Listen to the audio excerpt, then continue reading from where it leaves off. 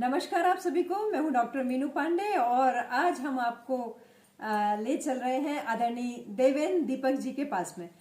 देवेन दीपक जी, आपका बहुत बहुत हार्दिक स्वागत है। आपका भी बहुत बहुत आभार कि आप इस ठंडी में यहाँ पधारी। जैसा कि आप सभी ने सुना ही है, आदरणीय दीपक जी किसी भी परिचय के मोहताज नहीं है। एक ऐसा नाम है जिसने पूरे भारत में या यूं कहें विश्व में भोपाल का नाम जो है वो रोशन किया हुआ है।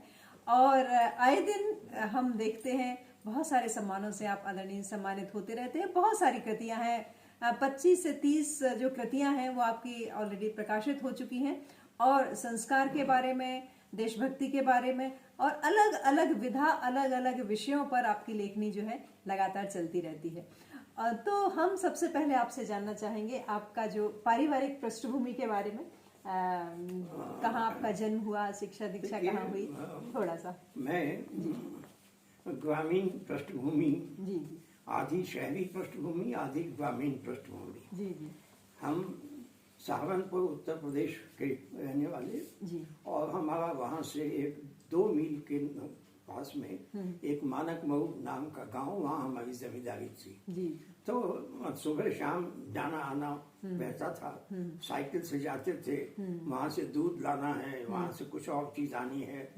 तो ये सब उस समय ग्रामीण पृष्ठभूमि और बाग बगीचे का वातावरण, किसानी, कोल्हू सब देखा है। जी जी। कभी कभी गाड़ी भी चलाई है, बैलगाड़ी जो है। अच्छा, अरे वाह। तो बाकी सहारनपुर जो उत्तर प्रदेश का अंतिम जिला है। अच्छा।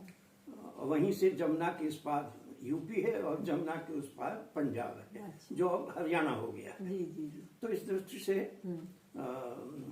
हमारे पिता जो है वहाँ पर सहारनपुर में नगर पालिका में थे और वहीं से वो सेवानिवृत्त हुए। जी जी। मेरे दादा जो हैं वो बहुत ही एक तरह से कहना चाहिए कि उस समय भी वो इतने मतलब खुले विचार के थे कि मेरी ताऊ जी की लड़की विधवा हो गई, लेकिन उस समय उन्होंने उनका विवाह कराया। क्या बात है। मेरी बुआ की शादी स्वतंत्रता संग्राम सेनानी से हुई, 2 बार जेल जा चुके थे। अच्छा। मेरे दादा खुद खादी पहनते थे, हिसाब बही लिखते थे और खादी पहन कर के उनका पूरा जीवन खादी पहनते थे उस समय। और कराची अधिवेशन में हमारे परिवार के लोगों का जाना भी हुआ। तो इस दृष्टि से हमें भी बचपन में जब 5वीं क्लास में पढ़ते थे तो बराबर जलूस निकालना और भोंपू होता था उस समय, चोंगा, उसको लेकर के captain Sehgal, captain Sindhan, captain Shahnawaz, Netaji Subhash Chandra Bose, ये नारे हम उस समय लगाते थे। जी जी जी। और इस दृष्टि से शिक्षा हमारी सहारनपुर में हुई। 11वीं 12वीं तक हम वहाँ पढ़े। जी जी। और वहाँ कॉलेज था नहीं। हाँ। तो हमें फिर मेरठ में हमें जाना पड़ा और मेरठ में हमने वहाँ पर बीए में एडमिशन लिया। हुआ ये कि जब इंटरमीडिएट में थे हम तो हमने साहित्य सम्मेलन की विशारद की परीक्षा पास कर ली। अच्छा।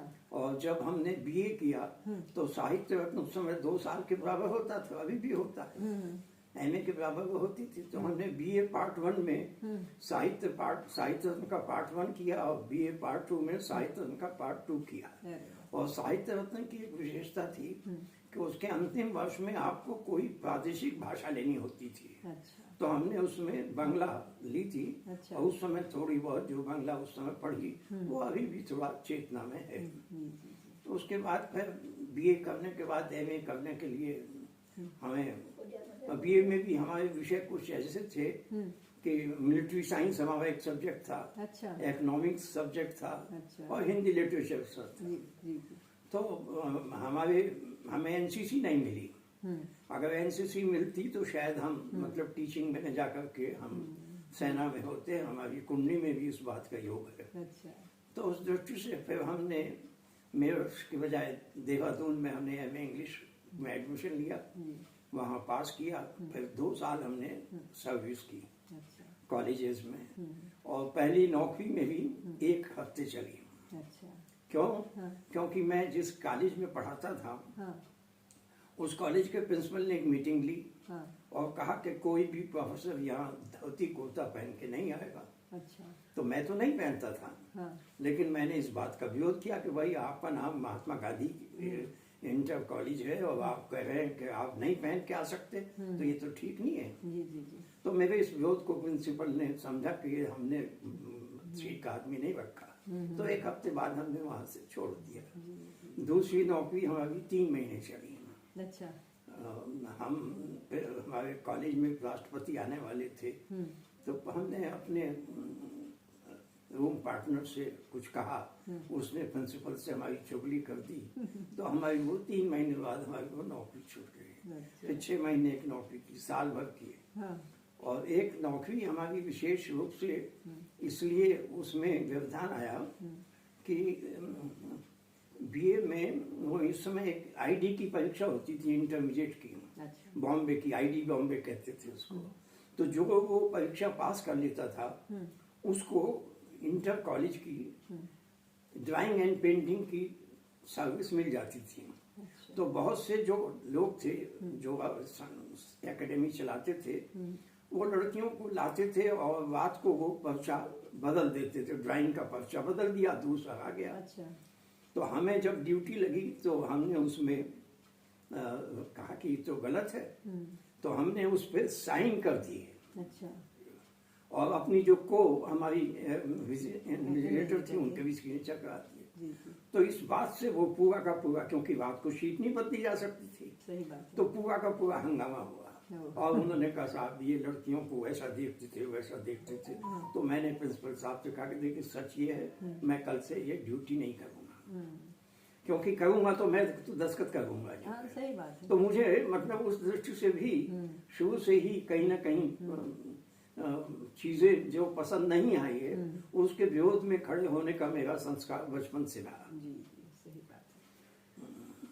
तो फिर आप यहाँ मध्य इस प्रदेश जॉब में कैसे आए? जी जी जी मध्य प्रदेश में ऐसे आए कि हमारा 59 में हमारा इमरजेंसी अपॉइंटमेंट हुआ और उसकी पोस्टिंग आई पन्ना। अच्छा अब हमने तो कभी क्योंकि आगरा से अधिक कभी हम आए नहीं थे, जी जी जी और आगरा भी कैसे आए कि जब 10वीं क्लास में पढ़ते थे तो आरएसएस पर प्रतिबंध लग गया। अच्छा हम 10th क्लास में पढ़ते थे, तो हमने एक दिन सत्याग्रह किया। अच्छा सत्याग्रह में गिरफ्तार हुए। अरे गिरफ्तार होने पर हमारी मतलब आगरा जेल, पहले सहारनपुर जेल में गए, फिर आगरा जेल में भेज दिया, अच्छा और आगरा जेल से हमारी छुट्टी हुई। तो हमने आगरा तक की जिंदगी देखी थी। तो हमने कहा यार ये पन्ना कहाँ है? तो हम स्टेशन मास्टर के पास गए, स्टेशन इंक्वायरी में, कहा पन्ना कहाँ है? तो कहा साहब Panna is not a railway station. तो हमने कहा तो पन्ना जाएंगे कैसे? कहने साहब ऐसा है, आप आरएमएस ऑफिस जाइए और उससे पूछिए कि पन्ना की चिट्ठी आप किस थैले में डालेंगे। अच्छा तो हमने पोस्ट ऑफिस आरएमएस ऑफिस गए, हमने कहा हमें बताइए कि पन्ना की चिट्ठी कैसे डालेंगे। वो कहने लगे ये तो बड़ा कॉन्फिडेंशियल है, आपको कैसे बताएं? मैंने कहा हमें पन्ना जाना है, आपसे बताइए। तो कहने लगे आप झांसी के उसमें जाएंगे।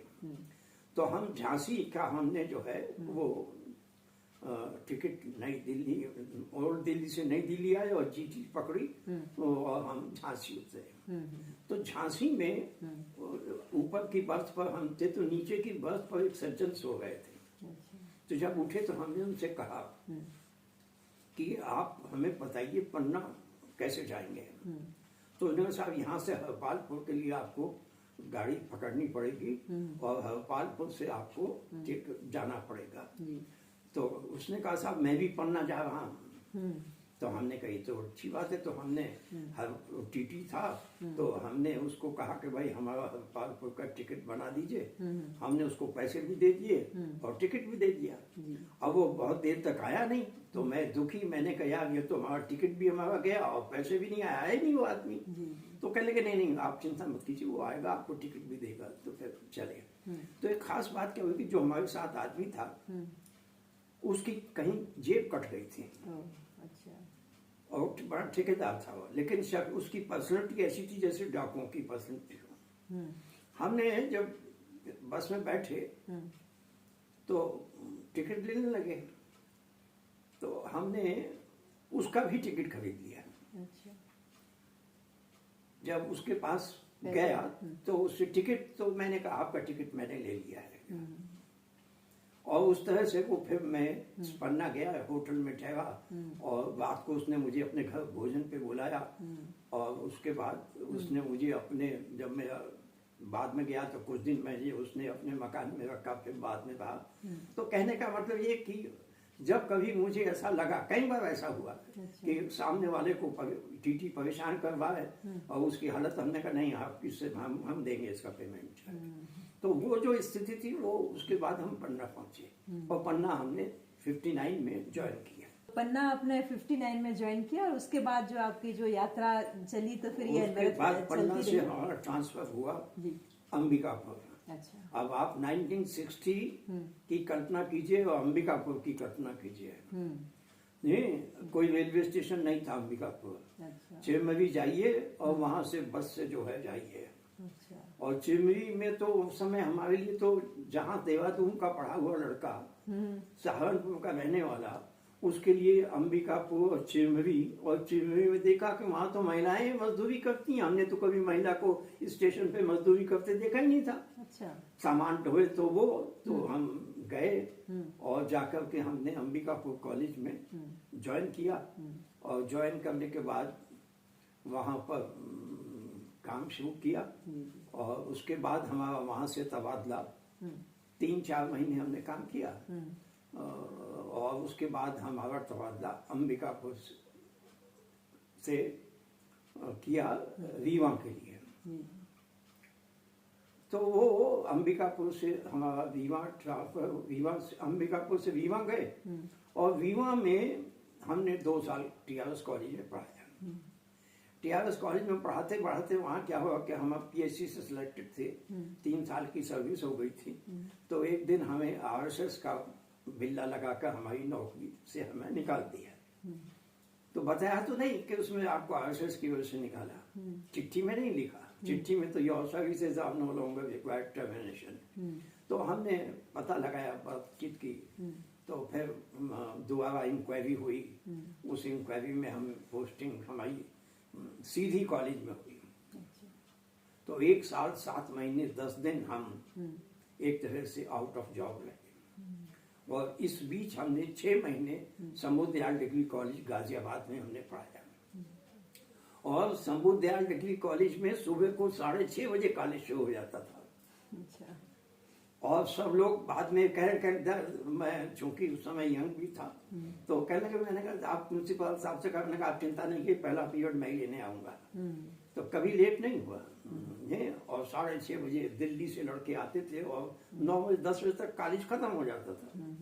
तो वो वहां से फिर हमारी पोस्टिंग सीधी हुई, सीधी से रतलाम गए, रतलाम से 6 महीने जुलाई में पहुंचे, जगदलपुर भेज दिया, जगदलपुर से फिर अंबिकापुर भेज दिया, अंबिकापुर से फिर जगदलपुर भेज दिया। तो मेरे 14 साल जो है वो जिंदगी के छत्तीसगढ़ में ही कटे। अच्छा।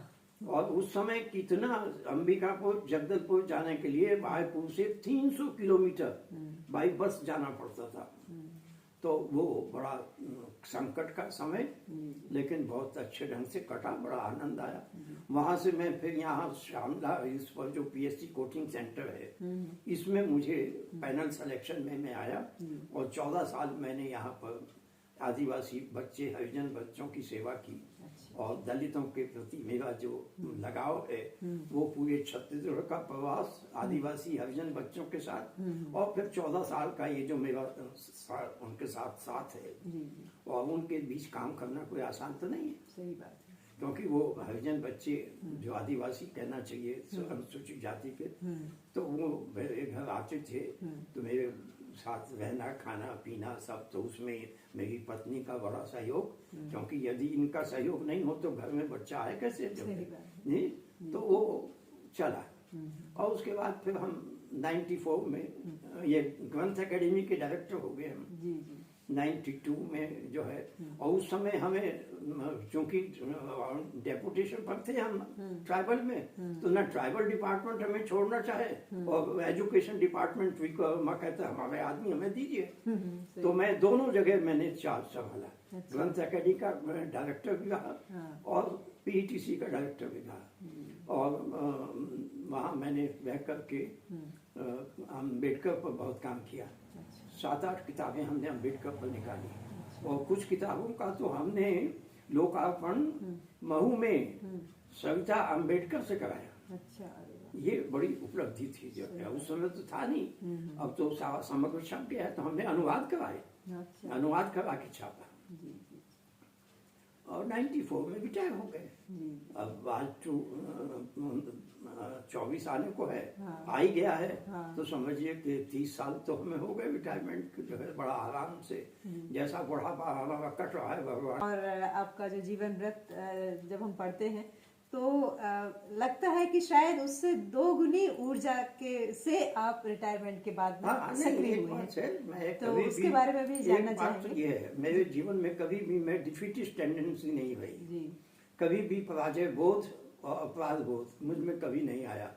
मैं कष्ट रहा तो मैंने कहा, और मेरी पत्नी ने एक मुझे सेंटेंस दिया हुआ है कि जो तो राजा रावण के भी रहे, इनकी क्या हालत है। तो वो सेंटेंस मुझे याद रहता है, यार ठीक है, बड़ा कष्ट रहा और बहुत संकट रहा, बीच बीच में तबादले ये वो सब, लेकिन कहीं पर भी जो आस्था है उस आस्था में कोई परिवर्तन नहीं आया, और मेरी कलम ने कभी भी करवट नहीं बदली उस लिहाज से कि आज मैं किसी के साथ हूँ, कल मेरी कलम किसी के साथ है। आज मेरी आप सन 60 की लिखी हुई रचनाएं आज पढ़ लीजिए, उनमें वही आपको मिलेगा जो आज मैं लिख रहा हूँ। जी। तो बाद की जो यात्रा है, रिटायरमेंट के बाद भी आपने कई दायित्वों का निर्वहन किया है, और साहित्यिक यात्रा। नहीं, साहित्यिक यात्रा का तो प्रारंभ समझिए कि बचपन में हमने, जब हम 11th में पढ़ते थे, 10th 11th में, तो हमने पृथ्वीराज कपूर के नाटक देखे। अच्छा। और पृथ्वीराज कपूर के समय जब नाटक होता था, तो उस समय ये माइक वाइक तो थे नहीं, तो थिएटर में करते थे, और उस समय पंखे सब बंद हो जाते थे, और हाथ से जलने का पंखा देते थे। पृथ्वीराज चौहान का बड़ा अच्छा वक्तव्य था, और जब नाटक करते थे उसके बाद बाहर आकर के वो झोली फैलाते थे, उसमें जो किसी ने पैसा डाल दिया वही उनकी मानते रहता था। तो उनके नाटकों को देखकर, क्योंकि पार्टीशन का दौर था, हमने पार्टीशन भोगा, जो हमारे कुछ परिवार के लोग पार्टीशन में वहां से आए, और भोपाल सहारनपुर में हमारे मकान के पास ही हमारे रिश्तेदार थे, तो हमारे पिताजी ने उनकी बड़ी मदद की, और हमारे मंदिर में शरणार्थी ठहरे, वहाँ पे उनके भोजन की व्यवस्था सब जो है, तो वो विभाजन हमने देखा, उसकी पीड़ा देखी, और अम्बेडकर ये पृथ्वीराज का थिएटर देखा, तो उससे हमारे मन में थोड़ा सा आया, तो तभी से हमने लिखना शुरू किया। अच्छा। तो प्रथम जो मतलब रचना कृति किस मतलब कौन सी है, जानना? देखिए, उसमें क्या है कि मैंने शुरू से ही समष्टि मेरे लिए महत्वपूर्ण रही। मैंने कभी, मुझे नहीं याद पड़ता मैंने कोई प्रेम की कविता लिखी हो, समझे जी, लेकिन जो समाज है उसके प्रति मेरा शुरू से ही मेरा लेखन प्रतिबद्ध रहा। उसमें मेरी कई दिशाएं हैं। अच्छा। मेरी एक विमर्श है मेरा साहित्य का, शिक्षा विमर्श। अच्छा। तो मेरा पूरा एक कविता संग्रह मास्टर धर्मदास, वो धर्मदास मेरा जो है पूरा का पूरा काव्य संग्रह कोलाज कविताओं का, वो शिक्षा विमर्श को समर्पित है। और हिंदी में पहला काम है जहाँ पर किसी ने शिक्षा को कविता के रूप में समग्र रूप में देखा। और उसमें एक कविता है धनुष की प्रत्यंचा, विद्यार्थियों के प्रति। वो कविता इतनी, मतलब आज 60 साल हो गए उस कविता को, हम उसकी षष्ठी पूर्ति मनाने वाले। उसका बड़ा स्वागत हुआ, कोर्स में भी आपके यहाँ भी पढ़ाई जाती है, बिहार में भी पढ़ती गई। तो उस लिहाज से वो मेरा शिक्षा विमर्श हुआ। उसके बाद मेरा जो दलित विमर्श है, तो सन 52 में मेरी एक किताब आई 92 में। मेरा साहित्य पब्लिकेशन नौकरी से हटने के बाद आया, क्योंकि मैं अपने लिए कुछ कर ही नहीं पाता था, समय नहीं मिलता था। तो 92 में मेरा एक हम बौने नहीं एक संकलन आया। उसके बाद मेरा लेखन बराबर चलता रहा, और उसके बाद फिर मैंने बीच में जो दलित विमर्श था वो तो कंटिन्यू रहा, लेकिन उसमें मेरा एक दूसरा काव्य संकलन, मेरी इतनी सी बात सुनो, वो मेरा दूसरा संकलन फिर आया। तो इस तरह से 2 संकलन मेरे जो हैं वो आए, जिन पर मैंने दलित विमर्श किया। फिर उसके बाद मेरी एक दिशा थी गौ विमर्श। अच्छा। तो गौ विमर्श में मैंने पहला काम मैंने किया, और वो गौ विमर्श में मैंने पूरे भारतवर्ष से 135 कवियों की गाय के ऊपर कविताएं इकट्ठा की, और एक प्रणाम कपिला नाम से एक संकलन मेरा आया। और उस संकलन में विशेषता क्या थी कि छंद की कविताएं भी और मुक्त छंद की कविताएं भी अलग अलग, और सबके जो जीवित थे उनके पते भी उसमें दिए। और उसमें मैं अपनी कविताएं ज्यादा नहीं दे सकता था, इसलिए गौ विमर्श को लेकर के मेरा अलग से एक कविता संकलन आया, गौ उवाच। अच्छा। तीसरा मेरा जो है पक्ष विमर्श का, तो शिक्षा विमर्श, गौ विमर्श, और फिर आपातकाल का विमर्श। इस आपातकाल के विमर्श में पहले मेरी कविता की एक किताब आई, बनकंबा खुली कविताएं। इसमें मेरी इमरजेंसी की कविताएं थी जो मैंने लिखी। उसी समय मैंने एक काव्य नाटक लिखा जिसका नाम है भूगोल राजा का खगोल राजा का। अच्छा।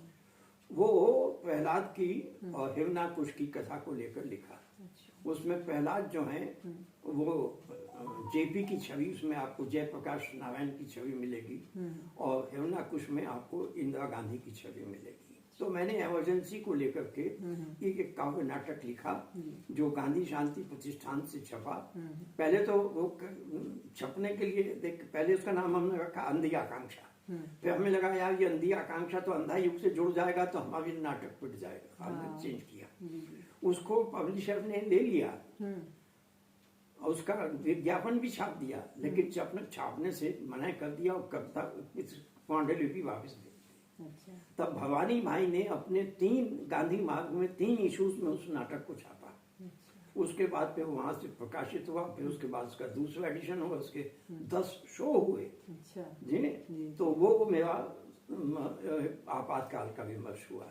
इसी तरह से जो मैंने आपसे कहा कि जो विमर्श की दिशा थी मेरी अविकलांग वाली, उस वो क्या नाम दलित वाली अंत्यज कविता वाली, उसमें मैंने एक और काम किया। वो मैंने छंद प्रणाम नाम से एक किताब एडिट की, और उसमें मैंने 60-70 कवियों से असच्छ धंधे पर लगे लोगों पर कविताएं लिखवाई। अच्छा। और उसको छापा। यानी मैं ये चाहता था कि मैं ही उनके दर्द को नहीं समझूं, बल्कि आप भी उनके दर्द को समझें। गाय के बारे में मैं ही नहीं सोचूं, बल्कि पूरा समाज, कवि समाज, साहित्य समाज उसके बारे में सोचे। तो मैं अपने कोई नहीं, उसमें दूसरों को भी इन्वॉल्व करना चाहता हूँ। ये उसमें एक नया चरण है। इसके बाद फिर विमर्श की एक दिशा मेरी विकलांग की दिशा है। विकलांग विमर्श जो है, तो मैंने उस पर कविता लिखी, निबंध लिखे, और मैंने कुछ आयोजन भी किए। मैंने विकलांग समाज में विकलांग के प्रति क्या कर्तव्य है इसको लेकर के मैंने वियतनाम में एक सेमिनार किया, बच्चों को बुलाया। और एक खास बात आपको ध्यान होगी कि मैंने भारत भवन में प्रज्ञा चक्षु कवियों का एक काव्य पाठ का आयोजन किया। अच्छा। वो पूरे भारतवर्ष में पहला आयोजन था जब मैंने पूरे देश भर से 15 ब्लाइंड पोइट्स को इकट्ठा किया। अच्छा। और भारत भवन में कार्यक्रम किया। उनकी बुकलेट छापी जिसमें उनका परिचय, जो कविता वो पढ़ेंगे वो उनका फोटो, और मजे की बात है कि उसमें जो उनके साथ एस्कॉर्ट आए थे उनका भी मैंने उसी तरह से सम्मान किया। और उसमें मैंने आज संचालन नहीं किया, उन्हीं से संचालन कराया, उन्हीं से अध्यक्षता कराई। तो वो मेरा विकलांग, मैं यहाँ की जो विकलांग साहित्य परिषद है, विकलांग चेतना परिषद बिलासपुर की, मैं उसका राष्ट्रीय उपाध्यक्ष भी रहा। तो मैंने कहा मैं केवल लिखता ही नहीं हूँ बल्कि एक सोशल एक्टिविस्ट के रूप में भी, कल्चरल एक्टिविस्ट के रूप में भी मेरी अपनी एक भूमिका रही है। तो इस दृष्टि से ये विकलांग विमर्श का एक हो गया। और नारी विमर्श को लेकर के मेरा जो एक काम है वो बराबर उसमें मेरी एक अपनी एक स्थापना भी है कि नारी सशक्तिकरण, वो नारी सशक्त है जिसका बच्चा सशक्त हो। नारी वो सशक्त है जिसका पति सशक्त हो, उसके सहयोग से वो स्वयं भी सशक्त हो और उसकी सशक्ति बच्चे में ट्रांसफर हो, उसकी सशक्ति उसके साथी में ट्रांसफर हो, तब तो वो सशक्त है। केवल बोर्ड लेकर लिखना और देह और यौन संबंध दिखाना वो मुझे पसंद नहीं है। इसलिए मैंने जो आपका लिव इन रिलेशन है उसको लेकर के मैंने कविता भी लिखी, समझे। तो इस दृष्टि से मेरा एक वो नारी विमर्श में मेरा अपना एक स्टैंड है कि भाई नारी जो है वो प्रयोगशाला में बैठकर सशक्त होगी, वो पुस्तकालय में बैठ के सशक्त होगी, वो ब्यूटी पार्लर में जाकर सशक्त नहीं होगी जी। अगर उसे सशक्त होना है तो ज्ञान लो, नहीं जाना प्रयोगशाला में जाओ, यानी कहीं ना कहीं आप अपने को विच करोगे तब जाकर के आप सशक्त होगे। तो ये मेरी दिशाएं लेखन की। एक फिर दिशा आई, एक मेरा सूत्र है उपेक्षित और अलक्षित, ये मेरा एक की वर्ड है। अच्छा। मैंने वो विषय चुने जिन पर कभी किसी ने नहीं लिखा, मैंने वो पात्र चुने जिन पर किसी ने कोई नहीं लिखा। अच्छा। तो उस दृष्टि से मैंने पहला काम किया, संत रविदास की राम कहानी लिखी। अच्छा। ये 2013 में वो किताब आई और उसके ऊपर फिर अलग से किताबें भी आई। तो मैं उस पर 40 समीक्षाएं आई। तो आप देखिए कि संत रविदास पर कबीर पर बहुत लिखा, लेकिन संत रविदास पर किसी ने नहीं लिखा। फिर उसके बाद मैंने एक नाटक लिखा, काव्य नाटक, वो काव्य नाटक श्रवण कुमार के ऊपर लिखा। तो श्रवण कुमार के बारे में कभी कोई साहित्यिक रचना आपको पढ़ने को नहीं मिलेगी जी, केवल किंवदंतियां 2-4 मिल गई। तो लेकिन मैंने उस पर एक नाटक लिखा और उस नाटक में मैंने केवल एक उस बात की, क्योंकि एक उसके बारे में किंवदंती है कि वो जब जा रहा था तो जाते जाते एक गांव में रुका और उस गांव के वातावरण से उसका मन बदल गया। तब उसके पिता ने कहा कि भैया हमें तुम इस गांव के बाहर छोड़ देना। तो जो ही वो गांव के बाहर जाता है तो उसकी आस्था लौट आती है। इसी इतने से को लेकर के मैंने कावड़ श्रवण कुमार की नाटक लिखा और उसका मंचन भी हुआ और मजे की बात है कि उसका सिंधी अनुवाद भी हुआ। इसी के दृष्टि से मेरा जो फिर मैंने अभी सुषेण पर्व करके एक उपन्यास लिखा, काव्य नाटक लिखा। उसमें सुषेण पूरी राम कथा में सुषेण एक ऐसा महत्वपूर्ण पात्र है कि वो लक्ष्मण की मूर्छा के समय उसका अगर वो नहीं आए और ये हनुमान जी को नहीं भेजे तो वो तो ट्रेजेडी हो ही जानी थी वहीं जो है। इसलिए उसका जो महत्व है वो रावण का वैद्य था। तो रावण का वैद्य कैसे राम की चिकित्सा करने के लिए जाए, तो उसका एक कॉन्फ्लिक्ट है, द्वंद्व है। सही बात। तो उस द्वंद्व को सुलझाने के लिए मैंने एक उसकी पत्नी का कैरेक्टर खड़ा किया। अच्छा। तो और वो पत्नी फिर उसको समझाती कि भाई तुम राजवैद्य तो बने लेकिन पहले तो वैद्य थे, और जब वैद्य बने तो वैद्य के नाते तुमने कोई शपथ ली होगी और उस शपथ में ये शपथ होगी कि तुम भोगी को जाओगे कि उसमें भेद नहीं करोगे। तो फिर वो जाता है और फिर राम जी उसको कहते हैं कि रावण सुषेण अब तक तो तुम राजवैद्य से अब तुम वैद्यराज हो। तो राजवैद्य से वैद्यराज बनाने की जो प्रक्रिया थी वो सुषेण में उसी के अभी मई जून में उसके 3 शो हुए जो है। तो मतलब उसका मराठी ट्रांसलेशन अभी कुछ दिनों में आ जाएगा। तो ये मैंने आपको बताया कि मैं ये सोचता हूँ कि जहाँ, लेकिन इस सारे उसमें लेखन में आपको कहीं पर भी नकारात्मकता नहीं मिलेगी। हर एक में सांस्कृतिक उन्मेष वो एक मेरा लक्ष्य है कि जो सांस्कृतिक उन्मेष है जब तक मनुष्य में औदात्य नहीं आएगा, सब्लिमिटी नहीं आएगी, तब तक मनुष्य के हमारा लिखना बेकार है।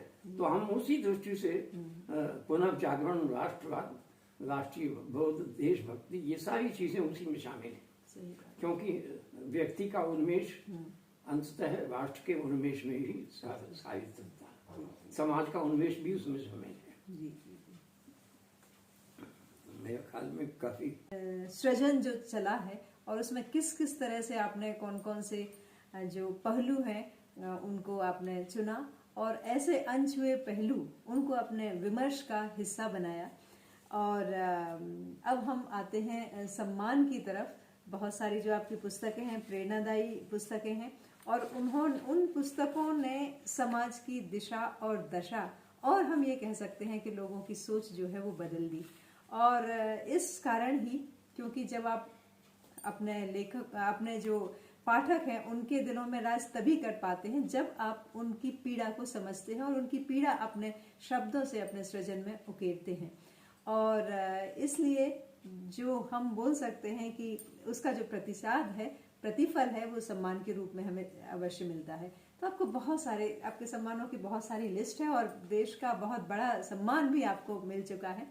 तो इसकी शुरुआत कहाँ से हुई ये हम आपसे जानना चाहेंगे।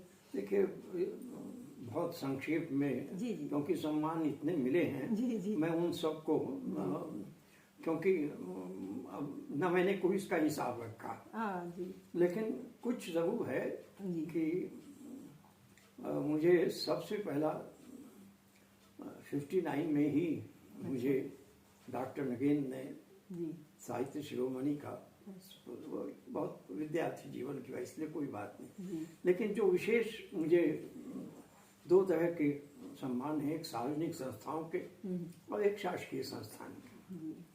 तो मुझे मध्य प्रदेश का जो शिखर सम्मान है साहित्य का, जी। वो मुझे मिला जी जी। 2007-8 में जो है। उसके बाद जो है मुझे जो उत्तर प्रदेश हिंदी संस्थान है उसका जो साहित्य भूषण सम्मान है वो मुझे मिला। जी जी।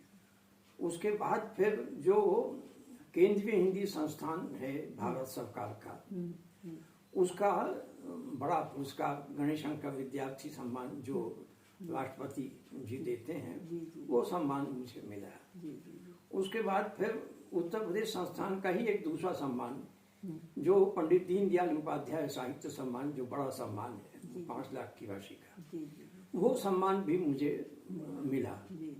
और ये सम्मान मतलब दिल्ली जो पब्लिक बोर्ड है, पब्लिक लाइब्रेरी बोर्ड है, उसने मुझे संत रविदास सम्मान दिया। और जो भारतीय अखिल भारतीय दलित साहित्य अकेडमी है, उसने मुझे अंबेडकर का डिस्टिंग्विश्ड सम्मान दिया जो है।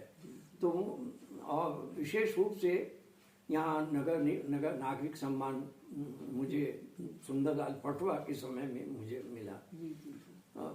यहाँ पर आपकी जो संस्था है विचित्र कुमार सिन्हा सम्मान मिला। और विशेष रूप से मध्य प्रदेश की नगर पालिका भोपाल ने जो पुरस्कार तय किए, तो उसका प्रथम दुष्यंत कुमार संघ पुरस्कार मुझे मिला। और अभी 2 सम्मान, अभी 3 सम्मान अभी मुझे मिले। एक सम्मान था संस्कार भारती का कला ऋषि सम्मान, बड़ा सम्मान था। इसी तरह से मुझे अभी अगस्त के महीने में, जून या जुलाई के महीने में मुझे इंदौर साहित्य सभा का जो शताब्दी सम्मान है, बड़ा सम्मान है, वो सम्मान मुझे मिला। एक सम्मान मुझे अभी इसका आपका मधुबन का श्रेष्ठ कला आचार्य का सम्मान भी मुझे मिला। और इस दृष्टि से मैंने ये केवल बड़े सम्मान, नाथद्वारा का सम्मान मिला, जो बहुत, क्योंकि नाथद्वारा का अपना ही एक बड़ा महत्व है।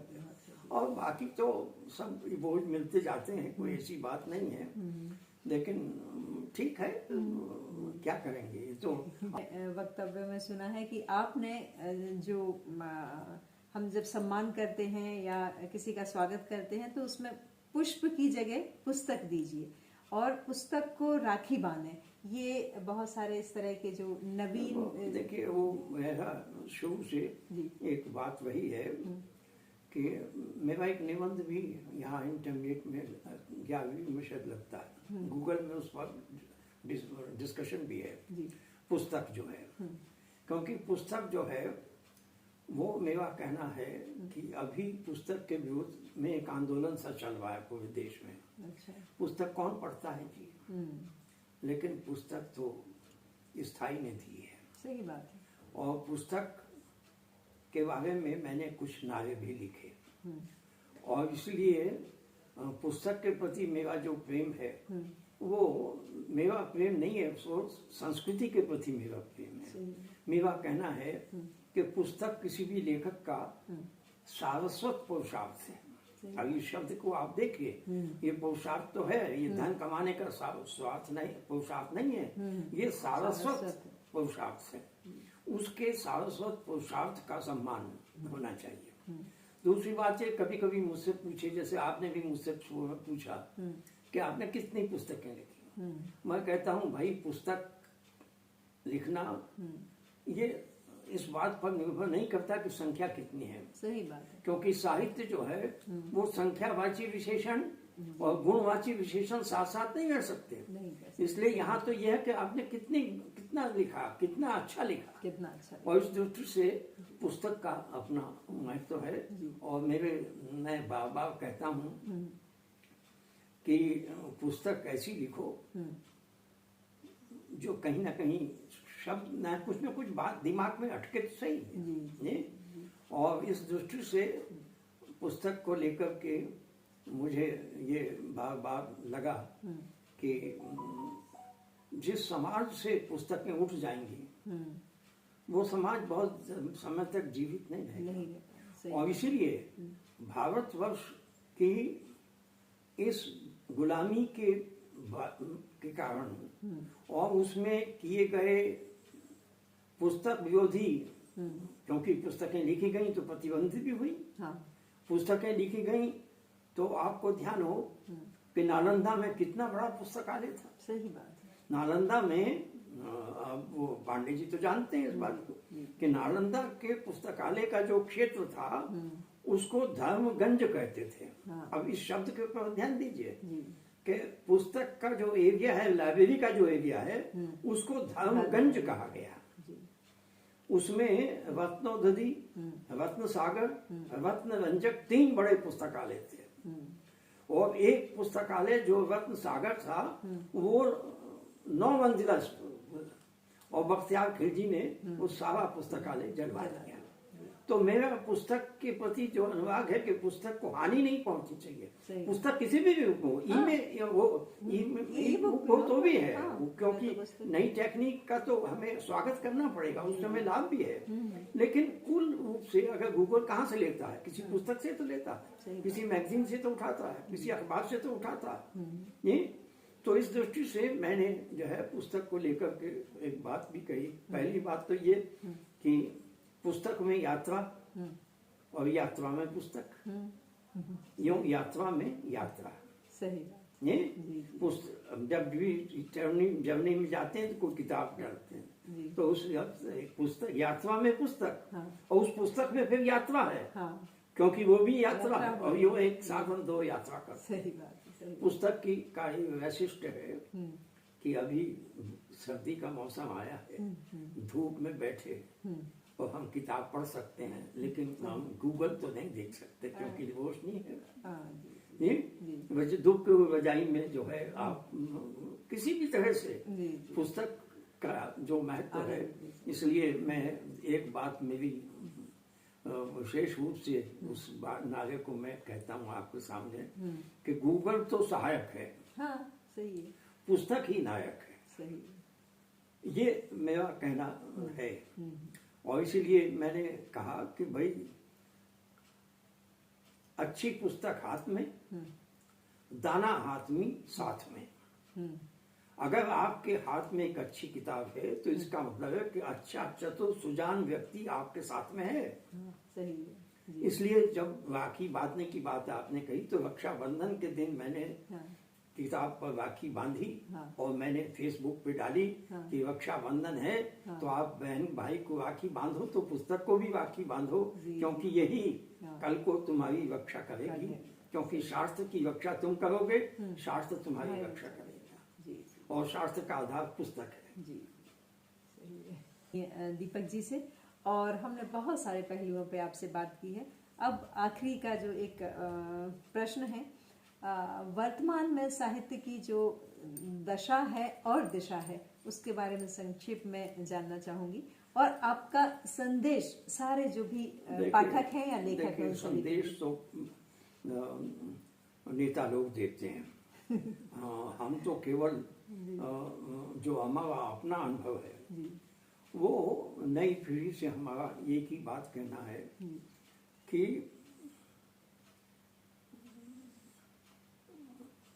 ये जो डेली लेखन वाला लेखन है, लिख और बम्बे में पोस्ट ऑफिस में डाल या फेसबुक पे डाल, ये जो लेखन एक तपस्या है। सही बात सालों कोई विषय मन में रहता है तब जाकर वो अपना आकार लेता है। लेकिन ये जो रोज रोज का लेखन है, ये इस लेखन में कोई आपको सार नहीं मिलेगा। दूसरी बात मैं कहता हूँ, देखो एक डाल का पका आम है और एक पाल का पका आम है। सही। डाल के पके आम का जो स्वाद है वो पले पाल के आम का वो स्वाद नहीं है। इसलिए जो रचना आपकी डाल के पके आम की तरह होगी, वो आपको जो आनंद देगी, इसलिए उसको पकने दो। सही बात। जब तक वो पकेगी नहीं तब तक वो रचेगी नहीं। ये तो इसलिए नई पीढ़ी के लोगों से मैं कहता हूँ, भैया जल्दी मत करो, रोज रोज मत लिखो, सोचो। लिखने से पहले कितना पढ़ा ये सोचो, कितना जिया, कितना देखा, कितने घूमे, ये सब उसमें शामिल है, तब जाकर के तुम एक अच्छी रचना लिख सकते हो। सही बात। और जहाँ तक है आजकल वही है कि लिखा बहुत जा रहा है, लेकिन लिखने वाले के सामने ये दृष्टि नहीं है कि जो लिख रहा है उसका क्या असर होगा। अगर आपके लिखने से समाज के ऊपर विपरीत प्रभाव पड़ रहा है, नकारात्मक प्रभाव पड़ रहा है, तो उस लिखने से तो न लिखना अच्छा है। हाँ, सही बात है। ये क्योंकि जैसे कैप्सूल है, टैबलेट है, कोई टैबलेट तो आपको फायदा पहुंचाती है और कोई टैबलेट ऐसी होती है जो आपको नुकसान पहुंचाती है। ऐसे ही कोई कोई कृति है जो आपको निराशा देती है, हताशा देती है। तो हम एक ही बात कहते हैं, जब भी लिख जय लिख, पराजय मत लिख। सही बात। जी, जब भी लिख आशा लिख, निराशा मत लिख। क्योंकि मैं निराशा लिखूंगा और निराशा का संचार होगा, उससे जीवन क्या होगा। सही बात। जीवन अंततः जीने के लिए है, आत्महत्या करने के लिए नहीं है। सही बात। इसलिए ऐसा मत लिखो कि आदमी मौत के बारे में, आत्महत्या के बारे में सोचो, वो संघर्ष करे, ये चेतना उसमें जगनी चाहिए। सही। तो बहुत ही सार्थक संदेश जो है, छोटी छोटी बातों के रूप में, छोटे छोटे वाक्यों के रूप में, और ये जीवन के एक जो हम बोल सकते हैं कि अद्भुत वाक्य हैं जो आपको प्रेरणा, डेफिनेटली जब आप उसको अपने जीवन में चरितार्थ करेंगे, मनन करेंगे उसका, तो आपके अंदर शक्ति का संचार करेंगे, प्रेरणा का संचार करेंगे। बहुत बहुत हार्दिक आभार आदरणीय आपका कि आपने इतना समय हमें दिया। समय लिया, मैंने जो कुछ कहा वो कितना काम का था ये तो आपके ध्यान में आएगा। लेकिन हाँ, ये जरूर है कि मैं पूरे मन से लिखता हूँ, पूरे मन से अपनी बात कहता हूँ, और मुझे मैं लेखक हूँ, साहित्यकार हूँ, किसी इस या उसका स्टेनो नहीं हूँ। सही बात है। मेरी अपनी एक निजता है, मैं उसको बंधक नहीं रख सकता। सही बात है। और इसीलिए जो मेरी पहचान है, जिसके कारण आप यहाँ तक चलकर आई, उसका यही कारण है।